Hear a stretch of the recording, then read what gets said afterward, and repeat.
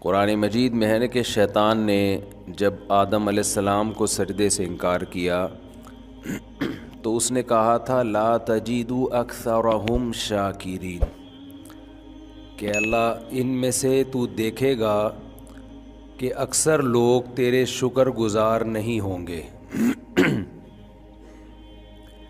یعنی شیطان نے جس چیز کو فوکس کیا وہ یہ کہ ان کے دلوں میں ناشکری پیدا کرو، ناشکری، احسان فراموشی۔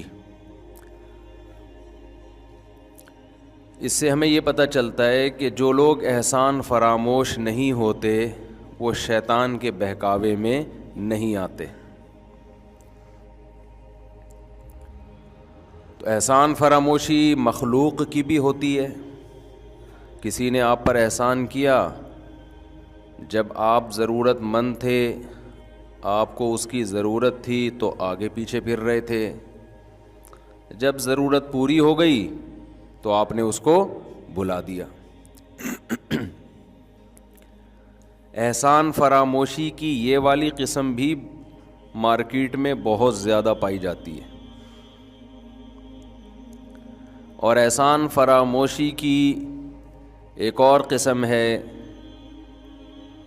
ایک تو ہے مخلوق کی احسان فراموشی، ایک ہے جس نے پیدا کیا اس کی احسان فراموشی۔ یہ والی قسم اور بھی زیادہ پائی جاتی ہے۔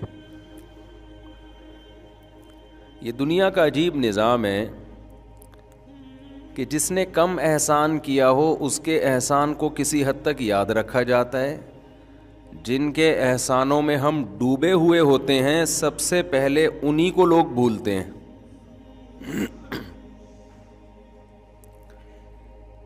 کسی نے آپ کا ذرا سا کوئی کام بنا دیا، آپ کی گاڑی خراب ہو گئی تھی، دھکا لگا دیا، وہ پھر بھی تھوڑا بہت یاد رہ جاتا ہے انسان کو۔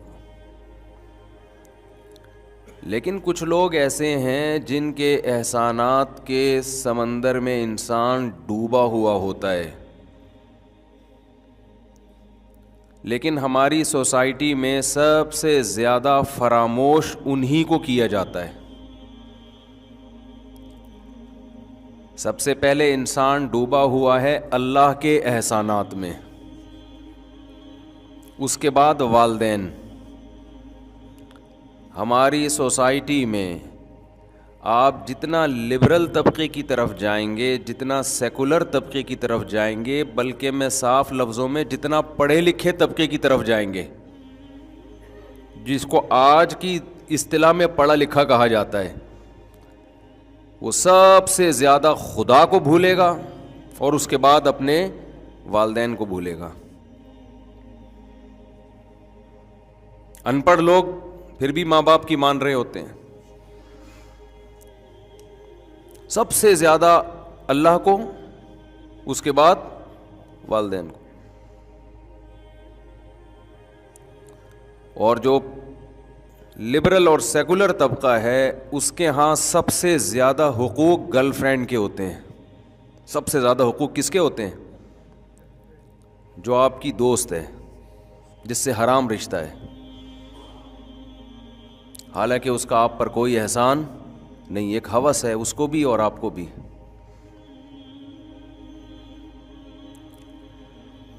یہ ہے ہماری سوسائٹی میں جو مغربی دنیا سے خرابی آ رہی ہے نا، مغربی دنیا سے۔ یہ ہمارا اپنا نہیں ہے، یہ جو کلچر ہے اب جس طرف ہم جا رہے ہیں یہ ہمارا اپنا نہیں ہے، یہ امپورٹ ہو رہا ہے، باہر سے آ رہا ہے۔ ان ملکوں سے گھڑیاں بھی آ رہی ہیں، ان ملکوں سے موبائل بھی آ رہے ہیں، ان ملکوں سے گاڑیاں بھی آ رہی ہیں، تو ان ملکوں سے کلچر بھی آ رہا ہے۔ افسوس اس پر نہیں ہے کہ ان ملکوں سے یہ کلچر کیوں آ رہا ہے، افسوس اس پر ہے جیسے ان کی گاڑیوں کو ہم اچھا کہتے ہیں، ان کے موبائلوں کو ہم اچھا کہتے ہیں، ان کے اس بدترین کلچر کو بھی اچھا کہنا بولو شروع کر دیا۔ اتنا افسوس ہوتا ہے، اتنا افسوس ہوتا ہے کہ جب پتہ چلتا ہے جی یہ گرل فرینڈ بوائے فرینڈ تو اب معاشرے میں کوئی بری چیز رہی نہیں ہے۔ بھنگیوں والا کام، چماروں والا کام زانی تو بھنگی سے بدتر چیز ہے، بھنگی بھی اس سے اچھا ہے. انہو کان فاحشۃ وساء سبیلا، قرآن کہہ رہا ہے انتہائی غلیظ اور گندا راستہ ہے اپنی خواہش کو پورا کرنے کا، گدھے گھوڑوں والا راستہ ہے. یہ کام گدھے گھوڑے کرتے ہیں کہ جس پہ دل آ گیا اپنی خواہش پوری کر لی.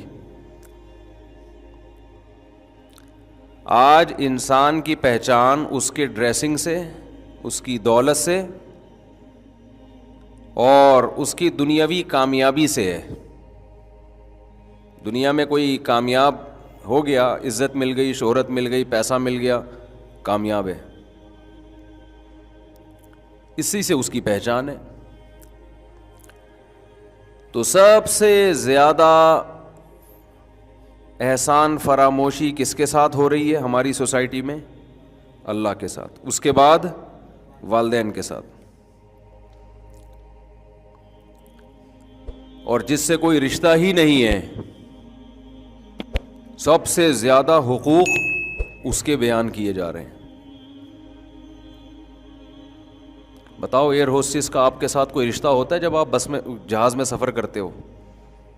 سب سے اچھا سلوک اس کا آپ کے ساتھ ہوتا ہے جہاز میں. کسٹمر اور سیلر کا آپس میں کوئی رشتہ ہوتا ہے؟ بولو نا، کوئی رشتہ نہیں.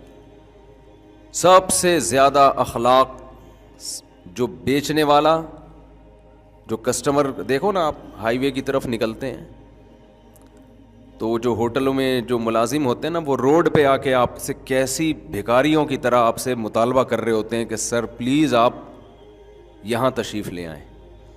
ہوتا ہے کہ نہیں ہوتا؟ کوئی رشتہ ہے اس کا آپ کے ساتھ؟ کوئی احسان اس نے کیا؟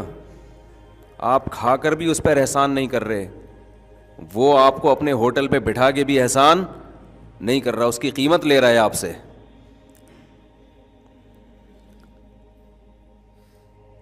ہر وہ رشتہ جس کے پیچھے ہوس ہے، کوئی مفاد ہے. یہ جو سیکولر ریاستیں ہیں، اسٹیٹس کے جو اتنے فضائل بیان کرتی ہیں، ملک سے محبت، وطن سے محبت، اس کا مقصد بھی انسانیت نہیں ہے کہ انسانیت کی خدمت ہو. اس کا مقصد چند لوگوں کے مفاد. یہی ملک جب ظالم بن کے غریب کنٹری پہ حملہ کرتا ہے تو بھی وہ قوم کو متحد ہونے کا حکم دیتے ہیں، حالانکہ اس میں انسانیت کا نقصان ہے.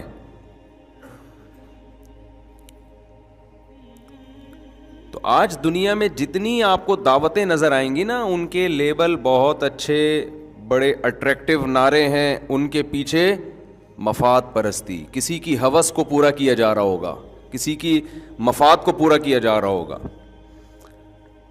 صرف اللہ وہ ذات ہے، اسلام وہ مذہب ہے جو آپ کو تعلقات کا حکم دیتا ہے اور اس میں کسی کی مفاد پرستی کا خیال نہیں کیا ہوتا. اس لیے جو ہماری محبتوں کا سب سے زیادہ حقدار ہے، اسلام سب سے زیادہ اسی کو فوکس کرتا ہے. آج مختلف طریقوں سے نا، مختلف طریقوں سے اللہ کو بھی نکالا جا رہا ہے ڈکشنری سے، اور اللہ کے بعد کس کا حق ہے؟ والدین، ان کو بھی نکالا جا رہا ہے. اس کے لیبل، اسٹائل مختلف ہے. کوئی منہ سے یہ نہیں کہے گا کہ اللہ کی کوئی حیثیت نہیں ہے یا والدین کچھ نہیں ہوتے. اولاد کے حقوق اس انداز سے بیان کیے جاتے ہیں کہ اولاد کو باپ بنا دیا ہے اور باپ کو اولاد بنا دیا ہے. حقوق ایسے بیان کیے جاتے ہیں، اسٹائل یہ ہوتا ہے. بہوؤں کو گھر کا سربراہ بنا دیا گیا ہے اور ساسوں کو غلام بنایا جا رہا ہے. اسٹائل یہ ہوتا ہے کہ بہو پر ساس کی خدمت فرض نہیں ہے. لیبل بہت اچھا ہے، رزلٹ کیا نکل رہا ہے؟ جو اس گھر میں 40-50 سال سے ہے، جو پورا گھر چلا رہی تھی، اب ایجڈ ہو گئی ہے، عمر زیادہ ہو گئی ہے، اس کی عمر کا بھی تقاضا ہے کہ اس کو سربراہ بنایا جائے، اس کے احسانات کا بھی تقاضا ہے. اس کی 2% کی ویلیو ہماری سوسائٹی میں نہیں رہی ہے.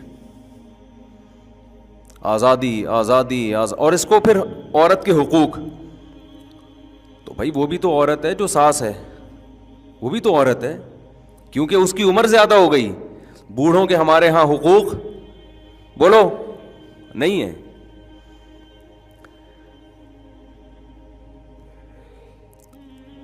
یہ میرا ٹاپک نہیں ہے, میں ادھر کو آ گیا وہ ساس بہو کے چکر میں, پھر یہ تو سارا ہی چینج ہو جاتا ہے. ساسیں بھی اتنی نیک نہیں ہوتی ہیں, ظلم وہ بھی کرتی ہیں. لیکن یہ تو نہیں ہے کہ بالکل آزاد بنا دو آپ ان کو,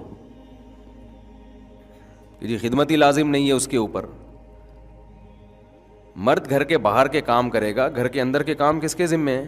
عورت کے. تو اندر کے کاموں میں تو کوئی بوڑھا اگر اس کو سے پانی مانگتا ہے, بوڑھا کھانا مانگتا ہے, تو جو بھی گھر میں ہوگا اس کی ذمہ داری ہے کہ وہ پوری کرے. مرد گھر کے باہر کے کام اور عورت گھر کے اندر کے کام. لیکن نئی نسل کو بس آزاد کرو, ذمہ داریوں سے کیا کرو؟ آزاد. عورت کو شوہر کی ذمہ داریوں سے آزاد, بچوں کو ماں باپ کی خدمت سے آزاد, بہوؤں کو ساس سسر کی خدمت سے آزاد.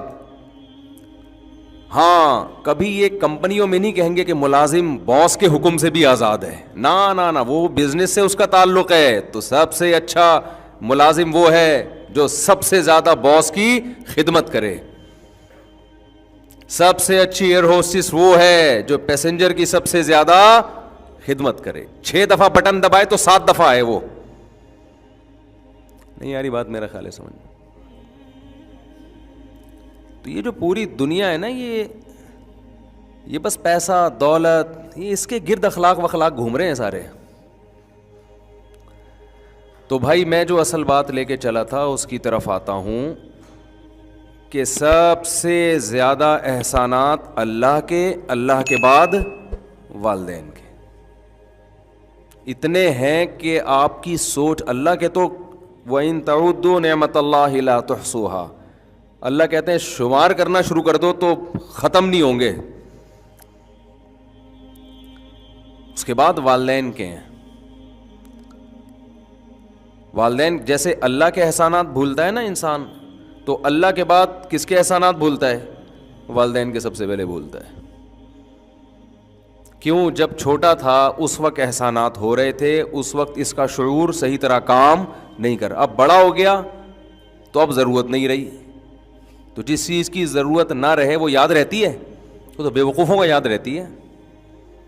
آپ نے وسیم بھائی سے جب ضرورت تھی 1 کروڑ روپے قرضہ لے لیا, قرضے کے کاروبار چل گیا, آپ بھوکے مرنے سے بچ گئے, اب آپ کا کاروبار بڑھ گیا خوب, تو پھر وسیم بھائی یاد رہیں گے آپ کو؟ پھر کس کو یاد رہیں گے یار؟ اب تو کون وسیم, بلکہ وسیم کا نام سنتے ہی ڈپریشن میں جانا شروع ہی آ گیا. کڑی دیکھ, وہ بتاتا ہوں نا بار بار, ایک آدمی دریا میں ڈوب رہا تھا, لوگوں نے کہا منت مان لے کہ اللہ تو نے بچا لیا تو تیرے نام پہ غریبوں کو دیکھ کھلاؤں گا. وہ کنجوس آدمی منت نہیں مان رہا تھا. جب اس کو یقین ہو گیا کہ اب تو میں مروں گا ہی, مجبوراً اس نے منت مانی کہ اللہ اگر تو نے مجھے بچا لیا تو میں ایک دیگ غریبوں کو کھلاؤں گا. ایک لہر آئی اٹھا کے دریا سے باہر, جیسے ہی باہر نکلا ہے فوراً کہتے کیڑی دیگ, کون سی دیگ؟ دوسری لہر آئی واپس اندر. اب جب اندر گیا تو اس کو احساس ہوا یار یہ کیا ہو گیا, تو فوراً کہتا ہے کہ اللہ میں پوچھ رہا تھا کہ میٹھی کے کڑوی, بریانی کی دیکھ پکانی ہے کہ زردے کی پکانی. احسان فراموشی. ہمارے جو شیخ ہیں, اب تو بتانے میں کوئی حرج نہیں ہے, ساری دنیا کو پتہ ہے, حضرت مفتی عبدالرحیم صاحب جامعۃ الرشید کے محتمم, انہوں نے سرگودا کے نا ایک چھوٹے سے پسماندہ علاقے میں آنکھ کھولی, گاؤں میں.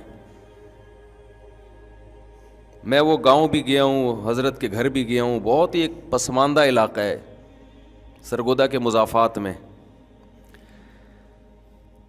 پڑھائی میں بہت تیز تھے, بہت اچھے نمبروں سے پاس ہوتے تھے, وفاق میں ٹاپ کیا تھا پورے پاکستان میں. تو ادھر حضرت مفتی رشید احمد صاحب رحمہ اللہ تعالی جو کراچی میں تھے نا, حضرت مفتی محمد تقی عثمانی صاحب, حضرت مفتی محمد رفیع عثمانی صاحب, ان دونوں بزرگوں کے استاذ تھے. تو ہمارے جو شیخ تھے وہ حضرت مفتی رشید احمد صاحب کی خدمت میں آ کے رہنا شروع کر دیا. قصہ مختصر یہ ہے کہ حضرت نے جب دیکھا کہ بھئی ان کی علمی استعداد بھی ہے، تقوی بھی ہے، اللہ کا خوف بھی ہے، حب جاہ نہیں ہے، حب مال نہیں ہے، تو حضرت نے اپنا نائب بنا دیا۔ مفتی رشید احمد صاحب سے بھی ہم بیعت تھے، وہ جن لوگوں نے ان کو دیکھا ہے تو وہ جانتے ہیں کہ ان کا معیار کتنا اونچا تھا تقوی کا، تو وہ کسی کو اتنے آرام سے بناتے نہیں تھے، یعنی اجازت بیعت نہیں دیتے تھے۔ تو حضرت نے کیا کیا کہ پھر اپنے ساتھ سفروں میں لے جانا شروع کر دیا، تو اللہ نے بڑی عزت دی۔ تو ہمارے شیخ نے بتایا کرتے تھے کہ میں جب سرگودا کے مضافات میں اپنے اس علاقے میں جاتا ہوں نا تو وہاں کچھ دیر بیٹھتا ہوں میں، اور یہ کہتا ہوں کہ دیکھ تو اصل میں گویا تیری اصل یہ تھی، تجھے تیرے استاذ نے کہاں تک پہنچا دیا، سمجھ رہے ہیں؟ جب انسان کہیں تک پہنچ جاتا ہے نا تو پھر اپنا پرانا زمانہ بھول جاتا ہے۔ یہ کیوں استحضار؟ تاکہ اپنے استاذ اور شیخ و مرشد کی محبت پیدا ہو کہ ہمیں تو کوئی جانتا بھی نہیں، ایک بزرگ سے تعلق قائم کیا، اس کی اخروی برکتیں تو بعد کی دنیاوی برکتیں یہ ہیں کہ آج اللہ اتنا کام لے رہا ہے۔ تو انسان کو چاہیے کہ اپنا ماضی سوچا کرے۔ اللہ میاں نے بھی ہمیں بار بار ہمارا ماضی بتایا ہے، پاسٹ۔ اصل میں حال تو سب کا ہی اچھا ہوتا ہے، پاسٹ کسی کا بھی اچھا نہیں ہوتا۔ پاسٹ اللہ بھی بتاتے ہیں، هل أتى على الإنسان حين من الدهر لم يكن شيئا مذكورا۔ اللہ کہتے ہیں آج جو تم وڈیرے بنے پھرتے ہو، محلے کے دادا بنے پھرتے ہو، تمہارے اوپر 1 کروڑوں اربوں سال کا زمانہ ایسا آیا ہے تم قابل تذکرہ چیز ہی نہیں تھے، مٹی تھے۔ انا خلقنا الانسان من نطفۃ امشاج، منی کے قطرے سے ہم نے تمہیں بنایا۔ اس ماضی کی طرف جھانک کر دیکھو، ایک جرثومہ تھا، کوئی قابل عزت چیز تھی وہ؟ ایسا جرثومہ جو خوردبین سے بھی مشکل سے نظر آئے۔ اللہ کہتے ہیں تمہارے ماں کے رحم میں اس نے قرار پکڑا، فجعلناہ نطفۃ فی قرار مکین، ہم نے اس کو نطفہ بنا کے ایک ٹھکانہ دیا۔ یخلقکم فی بطون امہاتکم خلقا من بعد خلق، مختلف مدارس سے گزارا اس کو، یہ سب ماں کے پیٹ میں ہو رہا ہے سب کچھ۔ آج اگر وہ ہمارا ماضی ہمارے سامنے آ جائے تو ہمیں گھن آنا شروع ہو جائے اپنے آپ سے، کیسے سڑا ہوا گوشت بنتا ہے، انتہائی بدبودار، گند، اس میں بو ہوتی ہے، بہت زیادہ اسمیل ہوتی ہے۔ فخلقنا المضغۃ علقۃ، اس گوشت کو ہم جمے ہوئے خون کو گوشت میں تبدیل کرتے ہیں۔ 4 مہینے تک نا انسان کا جو ماں کے پیٹ میں پروسیس ہے وہ ایک بدبودار گوشت کے سوا کچھ بھی نہیں ہے، بہت سخت سڑاند ہوتی ہے اس کے اندر۔ اس کے بعد فَكَسَوْنَا الْعِظَامَ لَحْمًا، پھر ہم اس میں ہڈیاں پیدا کرتے ہیں، اس پہ پھر گوشت چڑھاتے ہیں۔ ثُمَّ أَنشَأْنَاهُ خَلْقًا آخر، یہ سارے مراحل ماں کے پیٹ میں ہو رہے ہیں اور انسان کو اس کی خبر نہیں ہے۔ اسے نہیں پتا میرے رب نے ماں کے پیٹ میں کیسے ڈینٹنگ پینٹنگ کا کام شروع کروایا، مزدور لگائے ہوئے ہیں۔ شو روم میں گاڑی تیار ہوتی ہے نا، وہ عمل اتنا پیچیدہ نہیں ہے جتنا ماں کے پیٹ میں انسان کے تیار ہونے کا پروسیس پیچیدہ ہے۔ آنکھ لگ رہی ہے بھائی، آپ کبھی شو روم میں جا کے دیکھیں نا گاڑیاں کیسے تیار ہو رہی ہوتی ہیں۔ ہاں بھائی مڈگارڈ اٹھا کے لیا بھائی، ہاں بھائی ٹائر لیا، ہاں بھائی پانا لیا، چھوٹے پانا لے کر۔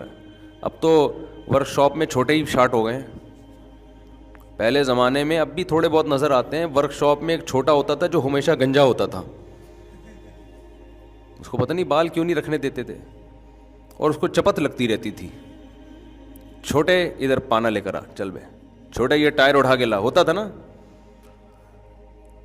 اس بیچارے کو بال بھی نہیں رکھنے دیتے تھے تاکہ جب چپت لگے نا تو ڈائریکٹ اسکن پہ جا کے ٹچ ہو, بال بیچ میں رکاوٹ نہ بنے. چھوٹے یہ لے آ, چھوٹا وہ لے آ, چھوٹے یوں کر لے, چھوٹے یوں. چھوٹا تھوڑے دنوں میں وہ محلے کا دادا بن جاتا تھا, اس کی اپنی ورک شاپ ہوتی تھی. اب پب جی سے فرصت ملے گی تو کچھ سیکھے گا نا چھوٹا. اب چھوٹا بھی وہاں بیٹھ کے فیس بک پہ لگا ہوا ہوتا ہے. ٹیکنالوجی میں ترقی ہوگی ہمارے یہاں, سائنس اور ٹیکنالوجی میں ترقی ہوگی. کیسے ترقی ہوگی؟ اسکول میں ٹیچر پڑھاتے نہیں ہیں, پڑھا رہے ہوتے ہیں تو پیچھے طلبہ اس اردغل دیکھ رہے ہوتے ہیں بیٹھ کے موبائل میں. اچھا خیر, تو اللہ تعالی ہمیں ہمارا ماضی بتاتے ہیں, ایک جگہ تھوڑی, بہت جگہ. ایک لبرل نے تو قرآن پہ اعتراض کیا ہے کہ یہ اللہ جو ہے نا انسان کو تانے دیتا ہے, معاذ اللہ, کہ تو ایسا تھا, تو ایسا تھا, تانے دیتا ہے کہ تو ایک بدبودار قطرہ تھا, تو ایک بدبودار گوشت تھا.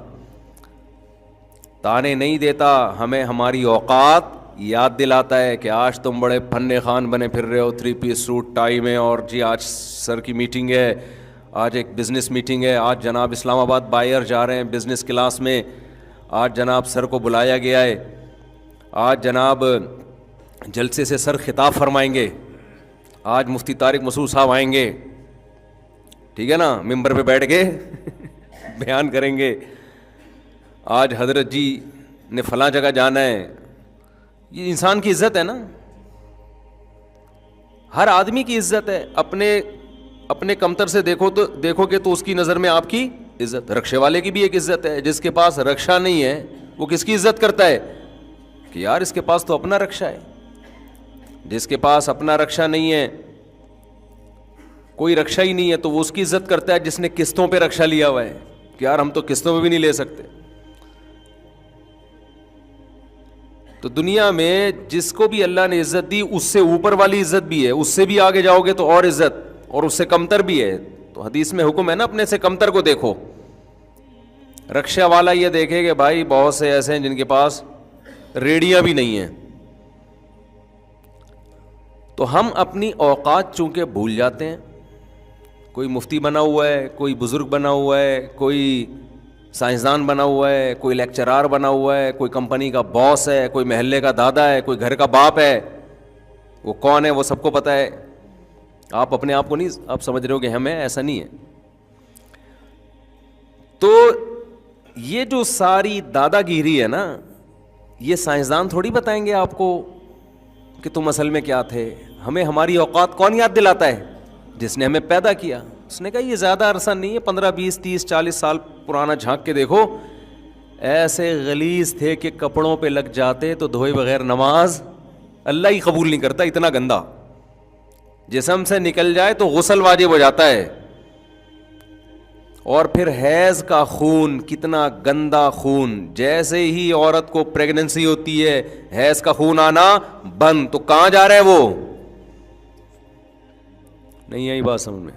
وہ وڈیرے صاحب چودھری صاحب کی کنسٹرکشن کا کام ہو رہا ہے اس غلیظ خون سے. ایک تو خون گندا اور اوپر سے گندے راستے سے نکلنے والا خون اور گندا. اس سے جناب وسیم بھائی کا اسٹرکچر بن رہا ہے, معذرت کے ساتھ غفار بھائی, اور نام بتا دو کوئی نئے نئے, وسیم غفار بہت ہو گئے, اختر صاحب, وڈیرے صاحب, چودھری صاحب, نام کے بجائے وڈیرے چودھری, یہ سب ٹھیک ہے نا. سیاستدان, موٹیویشنل اسپیکر, مفتی, عالم, بزرگ. اس غلیظ اور پلید اور گندا خون, آپ کہیں گے مفتی صاحب کیا قصے لے کے بیٹھ گئے؟ میں تھوڑی بیٹھا ہوں, اللہ میاں بتا رہا ہے بھائی, میں تو پارسل کر رہا ہوں. یہ تو اللہ میاں ہمیں ہماری اوقات بتا رہے ہیں. ہمارے پاس صرف پارسل کا انتظام ہے بھائی, ہمارا اپنا کچھ بھی نہیں. جو برگر والے کہتے ہیں نا پارسل کا خاص انتظام ہے, وہ برگر بنا بھی رہے ہیں اور پارسل کر بھی رہے ہیں. گول گپے والوں نے لکھا ہوتا ہے پارسل کا خاص انتظام ہے, تو گول گپے بنا بھی رہے ہیں اور پارسل بھی. ہم صرف پارسل کر رہے ہیں, بنا ہم نہیں رہے ہیں. یہ تو بنا بنایا قرآن جو ہے نا وہ ہم پارسل کر رہے ہیں. تو ادھر پریگننسی ہوئی, اور یہ جو کل بڑا ہو کے جناب علاقے کا ناظم بنے گا، چودھری بنے گا، وڈیرا بنے گا، بزنس مین بنے گا، موٹیویشنل اسپیکر بنے گا، مفتی بنے گا، عالم بنے گا، لوگوں کو موٹیویٹ کرے گا. یہ جناب بن کس چیز سے رہا ہے؟ وہ غلیظ اور گندا خون. اللہ میاں اس کو جیسے ہی عورت کو پریگنینسی ہوئی اللہ اس خون کو روک دیتے ہیں، انسان کو اس کی اوقات یاد دلانے کے لیے کہ 2 ٹکے کا ہے نہیں. باتیں دیکھو اس کی. اس لیے اللہ کو تکبر بالکل بھی پسند نہیں ہے. تکبر بالکل، تکبر اللہ کو پسند نہیں ہے. اس لیے قرآن بار بار کیا کہتا ہے؟ فَلَا تُزَكُّوا أَنفُسَكُمْ، اپنا تزکیہ مت کیا کرو، یعنی اپنے آپ کو نیک ہونے کا دعویٰ مت کیا کرو کہ میں یوں میں یوں میں یوں. یہ اللہ کو پسند نہیں ہے بھائی. کوئی خوبی ہے تو اللہ کی طرف نسبت کرو بھائی، اس کی دین ہے، ہم تو بھیکاری ہیں، اس نے دے دی، جب چاہے وہ چھین لے. اتنی بڑی نعمت ہے نا. ہمارے نبی صلی اللہ علیہ وسلم کو یہ بتایا گیا وَلَئِن شِئْنَا لَنَذْهَبَنَّ بِالَّذِي أَوْحَيْنَا إِلَيْكَ، اے نبی ہم جو آپ کو علوم دے رہے ہیں، اگر ہم چاہیں یہ سارے علوم آپ سے چھین لیں اور آپ پھر ہمارے خلاف کسی کو اپنا مددگار نہیں پائیں گے کہ ہم سے کچھ علم لے لیں، بالکل سب کچھ چھین لیں ہم اگر چاہیں تو. حضرت حکیم الامہ مولانا اشرف علی تھانوی رحمہ اللہ نے اس آیت کی تفسیر میں لکھا ہے کہ پیغمبر پہ کیا گزری ہوگی جب اللہ نے یہ انداز اختیار کیا ہوگا. ہے بھائی دیکھو، آپ نے کسی غریب آدمی کو بحریہ ٹاؤن میں 25 پلاٹ دے دیے، پہلے تو اس کو یقین نہیں آئے گا، کیا خیال ہے؟ پھر وہ تھوڑے دنوں جب اس کو یقین آئے گا، اب آپ اس کو دھمکی دے رہے ہیں اگر میں چاہوں تو یہ ساری دولت اس سے لے لوں، تو وہ کیا اس کے دل پہ آرے چلیں گے نا، ابے بھائی یہ کیا ہو گیا. بہت بڑا احسان جب کسی پہ کیا جاتا ہے تو واپسی کی دھمکی سے سامنے والے پر بہت خطرناک اثر پڑتا ہے. تو انبیاء کے دل میں جو سب سے بڑی دولت ہے ان کی نظر میں وہ تو علم ہے، وہ پیسوں کے عاشق تھوڑی ہوتے ہیں. تو اللہ تعالیٰ اپنے حبیب صلی اللہ علیہ وسلم کو سورہ بنی اسرائیل میں کیا کہہ رہے ہیں؟ لوگ مجھے کہتے ہیں آپ آیتوں کے ریفرنس نہیں دیتے، ہم پوری آیت پڑھ کے سنا دیتے ہیں، اور کیا چاہیے تمہیں؟ ریفرنس دینے سے زیادہ مشکل ہوتا ہے پوری حدیث عربی میں یا آیت پڑھ کے سنا دینا. وَلَئِن شِئْنَا لَنَذْهَبَنَّ بِالَّذِي أَوْحَيْنَا إِلَيْكَ، اگر ہم چاہیں، لام تاکید کے لیے، نون مشدد بھی تاکید کے لیے، ہم چاہیں تو ضرور بھی ضرور جو علم ہم آپ کو دے رہے ہیں سارا کا سارا آپ سے چھین لیں. ثُمَّ لَا تَجِدُ لَكَ عَلَيْنَا نَصِيرًا، اور پھر اپنا آپ کسی کو مددگار بھی نہیں پائیں گے ہمارے خلاف کہ ہم سے تھوڑا سا بھی علم چھین کے دکھا دے وہ. تو حکیم علماء نے لکھا کہ پیغمبر صلی اللہ علیہ وسلم پہ کیا گزری ہوگی نا، لیکن اللہ نے اگلی آیت میں اپنے حبیب کو تسلی دے دی، الا رحمتا من ربک، مگر تیرے رب کی تجھ پر، بولو کیا عجیب انداز ہے اللہ تعالیٰ کا، الا رحمتا من ربک، مگر تیرے رب کی تجھ پر رحمت ہے، ان فضلہ کان علیک کبیرا، پھر اللہ خود کہتا ہے کہ واقعی تیرے رب کا فضل تجھ پر بہت زیادہ ہے، تھوڑا نہیں ہے، اتنا فضل ہے کہ اتنے علوم دیے اور چھینتا نہیں ہے. تو حکیم علماء فرماتے تھے اگلی آیت کے بعد پیغمبر صلی اللہ علیہ وسلم کو تسلی ہوئی ہوگی. آپ کسی کو نا کروڑوں روپے کا گفٹ دیں، وہ غریب آدمی ایک دم دولت مند ہو جائے، پھر آپ بولیں بیٹا میں جب چاہوں یہ 2 منٹ میں لے سکتا ہوں، اس کے تو دل پہ آرے چلنا شروع، پھر فوراً تسلی دیتے ہیں لوں گا نہیں. فوراً کیا تسلی دیتے ہیں؟ بھائی لے نہیں رہا میں، صحیح ہے نا. تو اللہ میاں ہمیں ہماری کیا یاد دلاتے ہیں میرے بھائی؟ لکھا ہوتا ہے نا اوقات شام 7 سے 8، تو وہاں لکھ دیا کرو اوقات یہ ہے، ٹھیک ہے نا، اس سے بنے. تکبر اللہ کو بالکل پسند نہیں ہے. تکبر کا یہ مطلب نہیں ہے کہ آپ نعمت کے وجود کا انکار کر دیں، کہ ہم جیسے بعض لوگوں پہ خام خواہ کی نا تکلف والی تواضع، جناب اللہ نے آپ کو اتنا نوازا، نہیں میں تو خاکسار، میں تو گدھا. آج کل اسٹائل اور تکلفات بہت ہیں. تکبر یہ نہیں ہے کہ آپ پھٹ پٹی سی بائکوں پہ گھومنا شروع کر دیں، لینڈ کروزر چھوڑ دیں. سمجھ رہے ہو؟ جو چیز تکبر ہے اس کو تکبر کہا جائے گا، جو تکبر نہیں بے وقوفی ہے اس کو کیا کہا جائے گا؟ اس کو حماقت اور بے وقوفی. میں خاکسار، تو ایک دفعہ الو کا پٹھا ہی کہہ دو اپنے آپ کو. وہ ایک صاحب جا رہے تھے نا سفر میں، پوچھا آپ کا نام کیا؟ انہوں نے کہا کلب حسین، حسین کا کتا. اب یہ جو سامنے بیٹھا ہوا تھا اس کا کوئی چنگیز خان نام تھا، اس نے بولا یار میں تو بڑا تکبر والا نام ہے میرا. اب میں کوئی ایسا نام بتاؤں جو کلب حسین سے بھی زیادہ تواضع ہو. کلب کہتے ہیں کتے کو، حسین کا معنی. تو اس سے پوچھا آپ کا نام، کہہ رہے خنزیر اللہ. یہ اسٹائل کس کا چل رہا ہے آج کل؟ تواضع. او بھائی یہ تواضع نہیں ہے، یہ بے وقوفی ہے.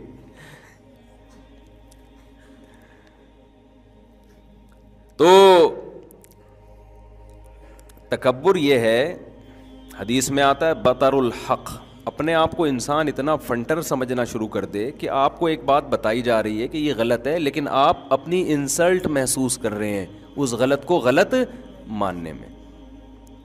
آپ کو کہا جا رہا ہے کہ محترم آپ نے یہ غلط کیا ہے، آپ کو بے عزتی محسوس ہوتی ہے. میں کیسے غلط ہو سکتا ہوں بھائی؟ کیوں نہیں ہو سکتے؟ تم کیا مریخ سے آئے ہو؟